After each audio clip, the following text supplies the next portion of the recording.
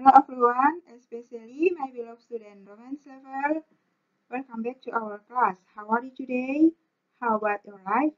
How about your day? Hope you are doing well. Stay healthy and safe. Stay strong and keep spirit. Today, we are going to start our lesson. We pray first. Let's pray. Our Heavenly Father, thank you for your grace. Thank you for your blessing.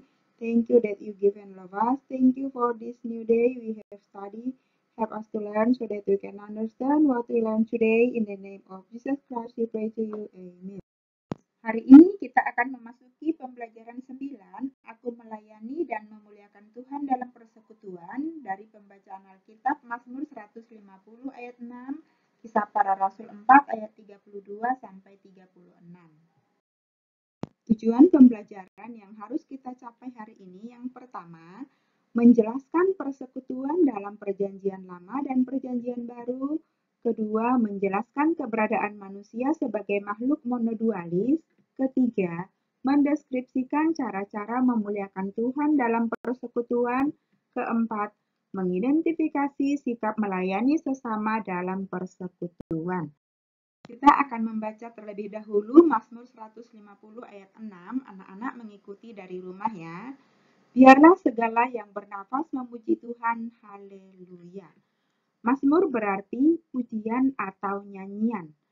Mazmur adalah salah satu kitab dalam Perjanjian Lama yang dikumpulkan dalam rentang waktu yang panjang, yaitu sebelum pembuangan, saat pembuangan, dan pasca pembuangan. Mazmur berisi kesaksian para pemazmur tentang kebesaran Tuhan dalam kehidupan mereka dan bagaimana mereka berespon atas kasih Tuhan tersebut. Jadi, Mazmur itu tentang puji-pujian dari umat Tuhan kepada Sang Pemberi kehidupan. Dan Mazmur 150 merangkum keseluruhan isi kitab Mazmur karena Mazmur itu ada 150 pasal. Jadi, pemazmur mau mengajak tentang cara memuji Tuhan dengan seluruh keberadaan manusia dan bagaimana memuliakan Tuhan sebagai satu-satunya pencipta dan satu-satunya Sang Pemberi kehidupan yang harus dipuji dan dimuliakan oleh seluruh ciptaan. Nah, bagaimana memuji Tuhan, memuliakan Tuhan? Kita akan baca dulu dari Kitab Perjanjian Baru, Kisah Para Rasul 4 ayat 32 sampai 37. Adapun kumpulan orang yang telah percaya itu, mereka sehati dan sejiwa, dan tidak seorang pun yang berkata bahwa sesuatu dari kepunyaannya adalah miliknya sendiri, tetapi segala sesuatu adalah kepunyaan mereka bersama. Dan dengan kuasa yang besar, rasul-rasul memberi kesaksian tentang kebangkitan Tuhan Yesus, dan mereka semua hidup dalam kasih karunia yang melimpah-limpah. Sebab tidak ada seorang pun yang berkekurangan di antara mereka, karena semua orang yang mempunyai tanah atau rumah, menjual kepunyaannya itu dan hasil penjualan itu mereka bawa. Dan mereka letakkan di depan kaki rasul-rasul, lalu dibagi-bagikan kepada setiap orang sesuai dengan keperluannya. Demikian pula dengan Yusuf, yang oleh rasul-rasul disebut Barnabas, artinya anak penghiburan, seorang Lewi dari Siprus. Ia menjual ladang miliknya, lalu membawa uangnya itu dan meletakkannya di depan kaki rasul-rasul. Kisah Para Rasul yang ditulis oleh tabib Lukas dan juga yang disebut dengan The Act of Holy Spirit karena isinya tentang peran dan karya Roh Kudus dalam kehidupan serta pelayanan para rasul seperti Paulus dan Petrus yang mengabarkan Injil dengan kuasa Roh Kudus setelah hari Pentakosta. Hanya oleh kuasa Roh Kuduslah mereka dengan berapi-api menyebarkan Injil dan 3.000 orang bertobat pada saat itu. Nah, secara khusus kisah para rasul yang kita baca ini penulis mengajak kita untuk mengenal kehidupan jemaat mula-mula yang seharusnya menjadi contoh bagi persekutuan orang percaya di mana saja. Kehidupan mereka adalah kehidupan yang dipenuhi kasih persaudaraan satu terhadap yang lain. Dan itu semua adalah hasil kerja atau hasil karya Roh Kudus. Dan Roh Kudus inilah yang dicurahkan kepada para pengikut Kristus saat Kristus naik ke surga, seperti yang kita sudah pernah pelajari di kelas 5 ya. Nah, kehidupan jemaat mula-mula atau kehidupan jemaat perdana, mereka sangat-sangat giat atau bertekun di dalam pengajaran kitab suci. Mereka berkumpul untuk belajar firman Tuhan. Lalu mereka bersekutu, berkumpul bersama-sama di rumah mereka, dan juga mereka saling berbagi dengan cara memecahkan roti. Dan juga mereka merayakan perjamuan kudus di rumah-rumah mereka. Mereka juga bertekun berdoa di bait suci maupun di rumah-rumah, dan mereka menjadikan kepunyaan milik mereka bukan sebagai milik pribadi yang dikuasai sendiri, dinikmati sendiri, tetapi menjadi kepunyaan bersama. Jadi mereka berbagi harta milik mereka demi kepentingan bersama. Itulah kehidupan dan persekutuan jemaat perdana atau jemaat mula-mula. Cara hidup jemaat pertama itu menjadi dasar bagi gereja saat ini, yaitu hidup di dalam koinonia atau persekutuan, berkumpul untuk memecahkan roti dan berdoa, bertekun di dalam pengajaran para rasul atau didaskalia, dan bagaimana mereka saling melayani satu dengan yang lain dengan berbagi harta, dan mereka bersaksi atau marturia. Nah, sekarang kita akan bahas secara khusus tentang koinonia atau persekutuan. Makna umum persekutuan berasal dari bahasa Inggris dari dua kata, yaitu fellow berarti teman atau sahabat dan ship berarti kapal. Jadi fellowship itu diterjemahkan sebagai persekutuan yang berarti mengambil bagian atau memberi bagian bersama. Dan persekutuan itu sangat erat kaitannya dengan apa yang dimiliki dan dibagikan bersama, tanggung jawab, serta keterikatan atau keterkaitan satu dengan yang lain. Kemudian, di dalam Perjanjian Lama, persekutuan antara Allah dan umat Israel sangat penting.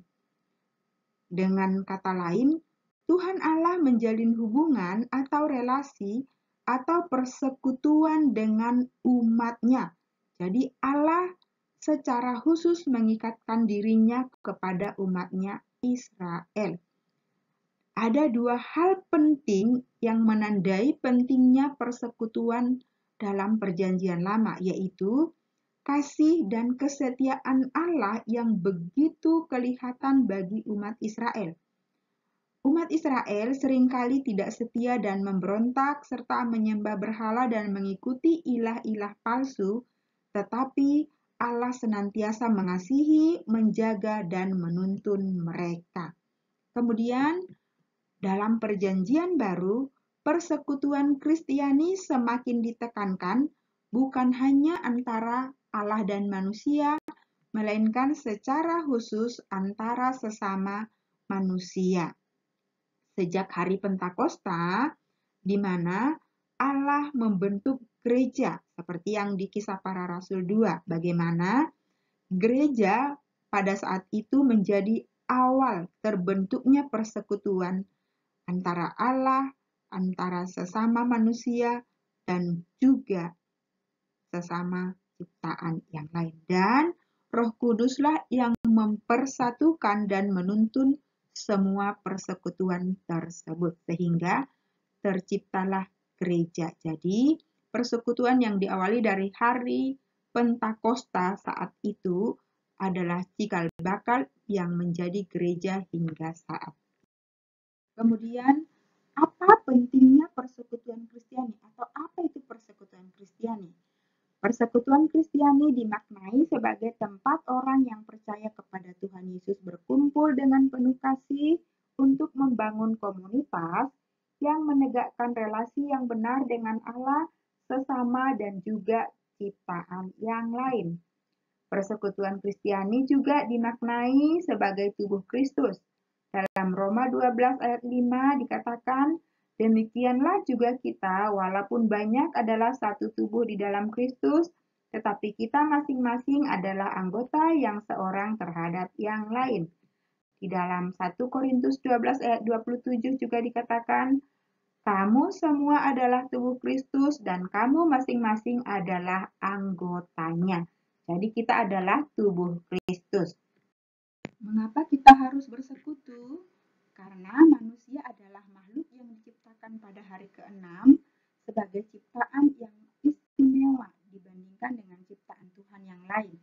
Kita dicipta segambar dan serupa dengan Allah atau imago Dei. Kita adalah rekan sekerja Allah dan kita dicipta sebagai makhluk monodualis, makhluk individu tetapi juga makhluk sosial yang harus berelasi atau bekerja sama dengan orang lain. Bahkan juga kepada ciptaan Tuhan yang lain kita harus berelasi. Kemudian, apa pentingnya persekutuan?